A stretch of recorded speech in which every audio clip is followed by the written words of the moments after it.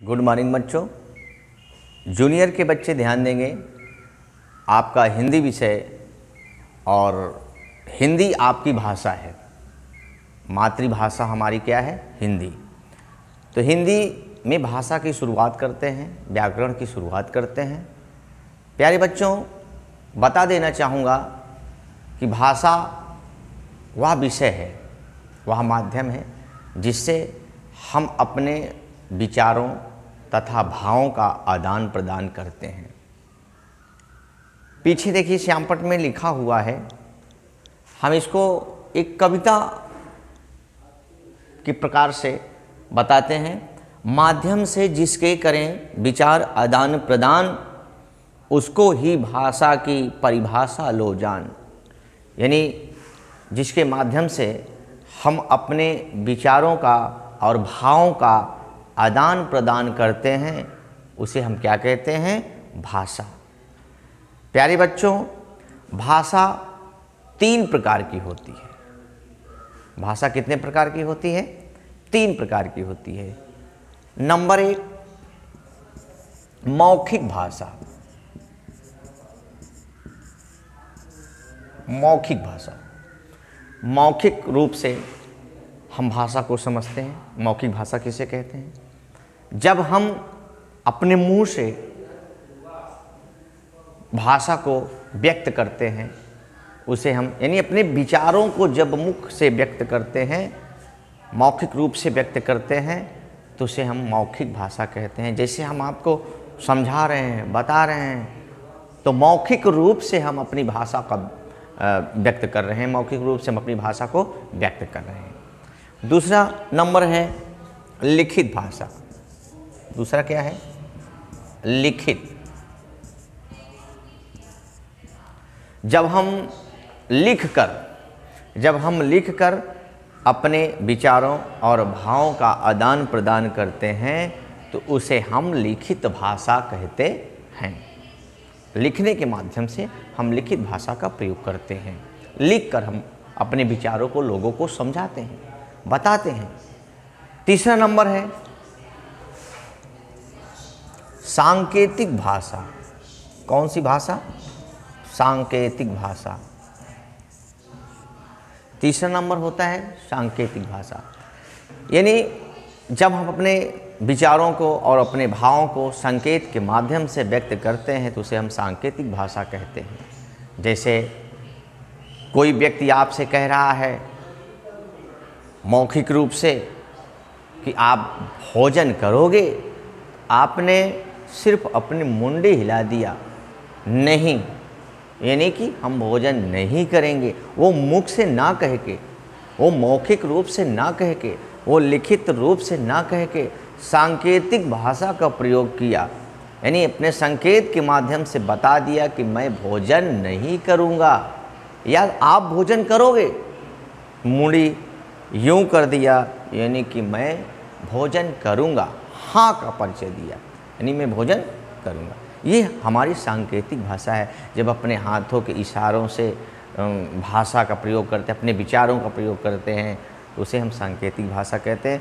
जब हम अपने शरीर के किसी ऐसे भाग से लोगों को समझाते हैं, आँख, हाथ, मुंडी हिला देना, ये सब सांकेतिक भाषा के परिचायक हैं। सांकेतिक भाषा के जो है समझाते हैं, बताते हैं। अब आइए बच्चों, भाषा तो आप लोगों ने जान लिया। मुख्य रूप से जब हम अपने विचारों को या किसी ध्वनि के माध्यम से जब हम अपने विचारों को या भावों को आदान प्रदान करते हैं, तो उसे हम भाषा कहते हैं। भाषा 3 प्रकार की होती है। पहला मौखिक भाषा, दूसरा लिखित भाषा और तीसरा सांकेतिक भाषा। भाषा के बाद आइए हम आपको ले चल रहे हैं सीधे व्याकरण की तरफ। व्याकरण क्या है?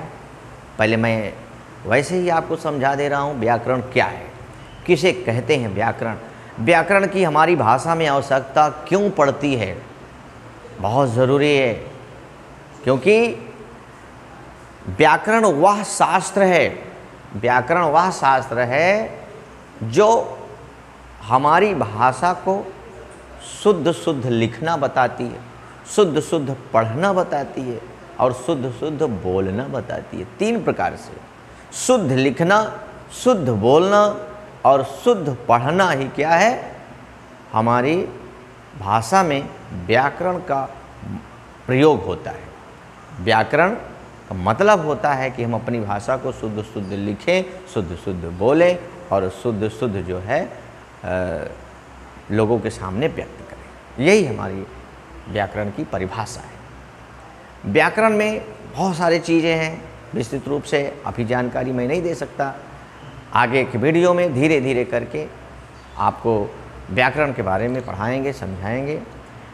सीधे शुरुआत करते हैं वर्ण। वर्ण क्या है? भाषा में सबसे पहले हम आपको वर्ण से परिचय करवाएंगे। वर्ण क्या है? वर्ण का एक अक्षर भी कहते हैं। वर्ण क्या होता है? अक्षर होता है। अब देखिए, वर्ण मुख से निकलने वाली उस छोटी से छोटी ध्वनि को कहते हैं जो वर्ण कहते हैं। वर्ण मुख से निकलने वाली उस छोटी से छोटी ध्वनि को कहते हैं जो हम अपनी भाषा में प्रयोग करते हैं। समझे ना? और क्या है जिसका प्रयोग हम अपनी भाषा में करते हैं, उसे हम वर्ण कहते हैं। वर्ण से ही पूरा व्याकरण की शुरुआत होती है। और जैसे फिर से मैं बता दे रहा हूँ, मुख से निकलने वाले उस छोटी से छोटी ध्वनि को वर्ण कहते हैं जिसका विभाग हम नहीं कर सकते, जिसका विभाग ना हो सके, तो क्या कहते हैं? वर्ण। जिसका कोई टुकड़े ना कर सको, अलग ना कर सको, उसे हम वर्ण कहते हैं। अब आइए समझाते हैं वर्ण किसको कहते हैं, लिख करके बताते हैं। जैसे वर्ण, ये का, खा, छोटा आ, बड़ा आ, ई, ये सब क्या है? वर्ण है। वर्ण है। वर्ण 2 प्रकार के होते हैं, स्वर वर्ण और व्यंजन वर्ण। स्वर वर्ण और व्यंजन वर्ण, ध्यान दीजिएगा। वर्ण 2 प्रकार के होते हैं, स्वर वर्ण और व्यंजन वर्ण। आज यही तक आप पढ़ेंगे।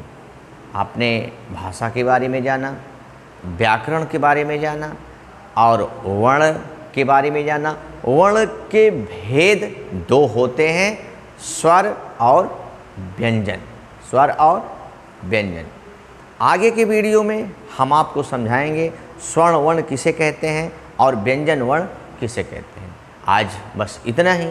आगे की वीडियो के लिए आप सभी तैयार रहेंगे। धन्यवाद।